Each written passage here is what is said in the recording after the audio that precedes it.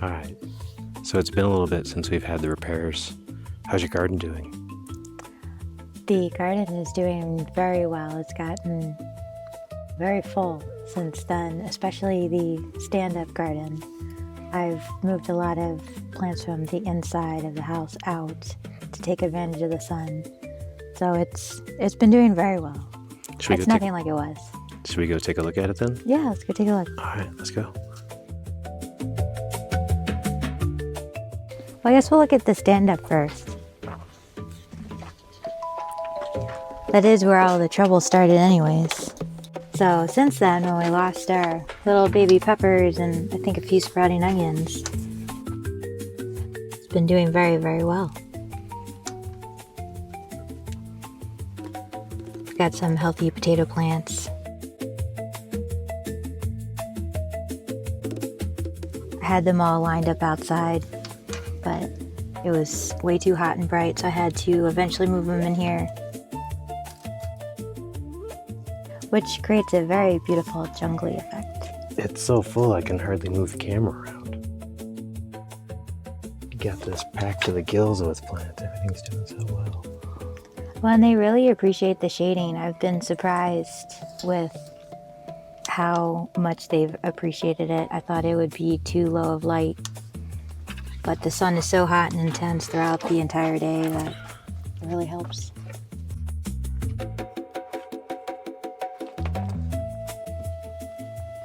I think this is either a squash or a pumpkin. Not sure? Not sure. I'm hoping it's a pumpkin, and eventually it needs to actually grab onto things and trellis and trail.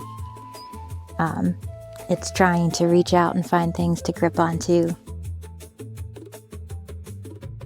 Looks absolutely gorgeous. Doing a great job, Sweetness. Oh, thank you. It's really taken over. Why don't you open the other door?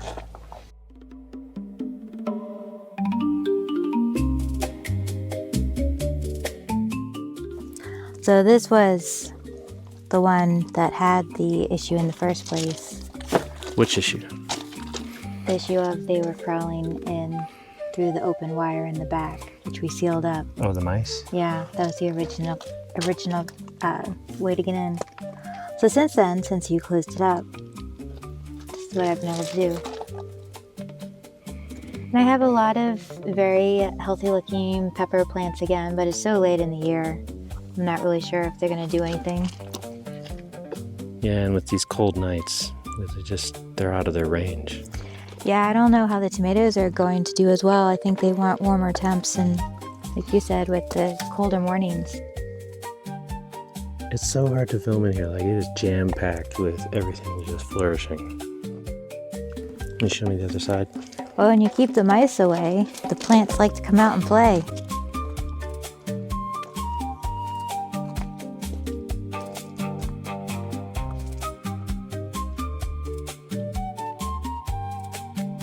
What you got over here?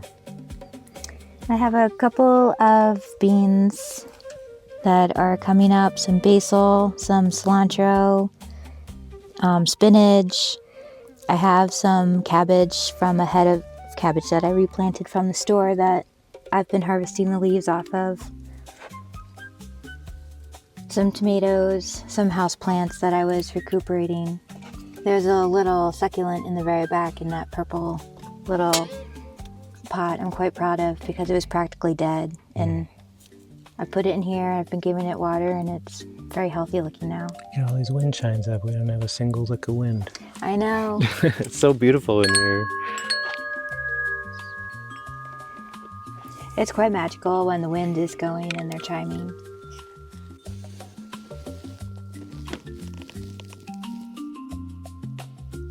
We're gonna have to build a bigger cage garden. You've got this one filled to the rim. Well, and I'd put more in if I had more time in the year, but it's so late that this is what I have, and I've been tempted to keep on planting. What about the treasure chests?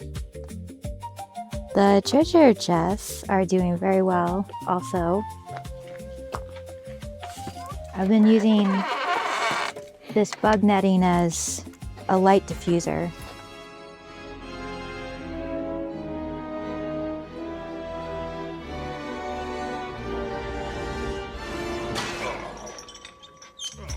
not exactly shade, but it does help diffuse the light, which everything appreciates that.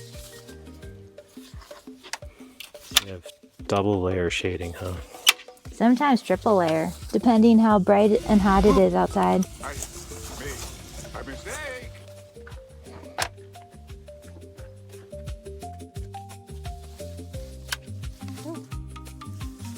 All over. Got some serious marigold action going on here. They're third or fourth generation, I think third, so they've really taken to the soil and have become native. Have you had any intrusions or break-ins in this cage? No animal break-ins, just bugs. I've had locusts, I've had little flea bugs. Something keeps eating my romesco broccoli, which I'm not sure is actually going to romesco. It's just growing leaves so far. Let's see the other one.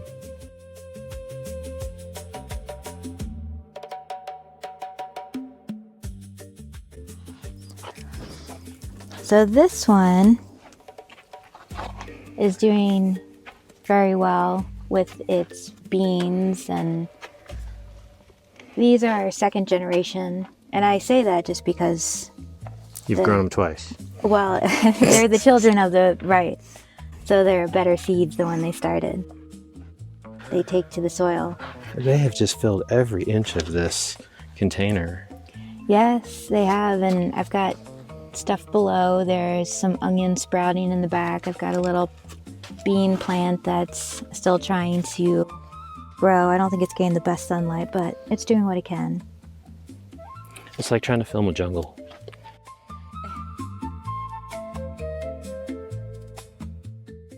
Well, it's all looking fantastic. So thanks to your hard work in putting it together and making sure that they're such safe cages, I've been able to have a successful garden out here. Everything else gets completely eliminated. Oh, Luna dog. But it's looking very beautiful. I think these are funny.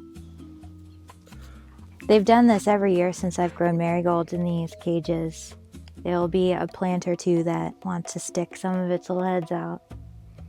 Surprisingly, they haven't gotten chopped off. I keep expecting to come out and see elk or deer footprints. Well, so we've had some success this year. I mean, look at our standard soil. I mean, it is as Yeah, nutrient. there's nothing. It's just dust and sand and weeds and thistles. There's just nothing good in this soil. So And even if you go into the natural garden and the rest of the yard where it looks green, there's still not much there. It's just a top layer that may have the most nutrients or the most moisture at the time.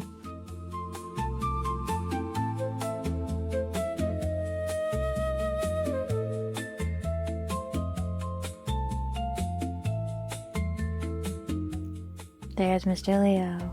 I'm never sure what he's hunting. yeah, I don't even think he was hunting this time. I think he was just showing you he can pounce.